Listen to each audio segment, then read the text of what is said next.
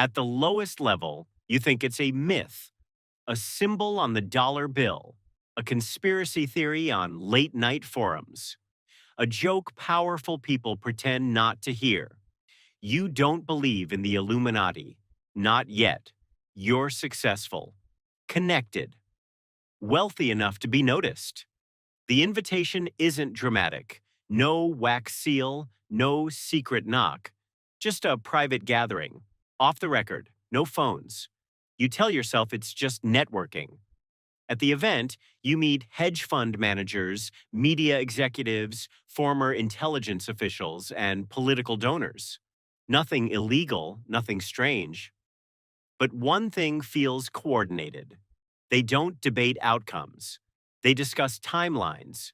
You leave intrigued, still skeptical, but curious. You're invited again. This time, the room is smaller, more selective. Now the conversations shift. A senator mentions a bill that hasn't been proposed yet. A CEO discusses a merger not announced publicly. A journalist hints at a scandal that hasn't happened. Weeks later, every single thing unfolds exactly as described. You tell yourself it's coincidence, but you start noticing something else. When global events happen, no one here is surprised. Markets crash. They were prepared.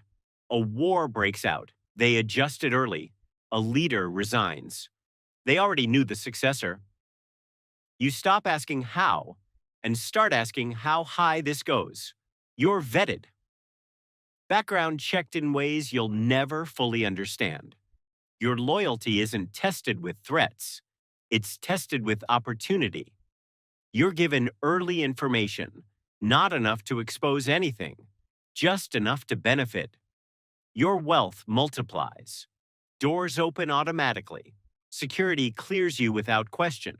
You begin attending strategy sessions. No logos, no recordings, no minutes taken. You hear phrases like, stability requires adjustment. Public perception must be guided. Democracy needs management. No one says the word Illuminati. They don't need to. You realize this isn't a club, it's infrastructure. You're no longer observing, you're contributing. You suggest narratives. You recommend economic shifts. You connect people who shouldn't logically know each other. And suddenly, news cycles pivot in your favor. Algorithms change direction. Opponents disappear from relevance, not dead, just erased, socially, financially, digitally. You witness how power really works. It's not loud, it's administrative. You stop thinking in terms of countries. You start thinking in terms of systems. Governments rotate, corporations merge, leaders rise and fall, but the structure remains untouched. Elections choose managers, not owners. The room is smaller now, no assistants, no public figures, just architects. These people don't introduce themselves. They don't need titles.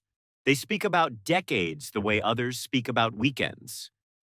Energy transitions, currency redesigns, technological rollouts, social movements, not as reactions, as phases. You realize something unsettling. The world isn't chaotic, it's calibrated. Crises aren't random, they're leverage points. You finally ask the question you've avoided: who's above this level? Silence. Then someone smiles slightly. No one is above it, but no one is free from it either. You understand. There's no dramatic villain, no throne, just a network of individuals who believe the world must be guided. Controlled instability, managed evolution, order through influence. You have everything: access, wealth, protection, but you lose something else: spontaneity, authenticity, privacy. You can't speak freely. You can't leave abruptly. You can't expose anything because technically nothing illegal exists. It's all influence, not commands, suggestions, coordination. You look at global events differently now. You don't panic. You analyze. You don't vote emotionally. You evaluate strategically. And you notice something disturbing. At the top, power isn't thrilling, it's isolating. You don't control the world. You maintain its direction. And if you disappear, there will be no headlines, no scandal, no obituary, just quiet replacement. Because the structure doesn't depend on individuals, it replaces them. At the lowest level, you thought it was fiction. At the highest level, you understand why people need to believe it is. The real question isn't whether the Illuminati exists. It's this. If a small group truly could guide the world, would you want them to? Or would you want to be one of them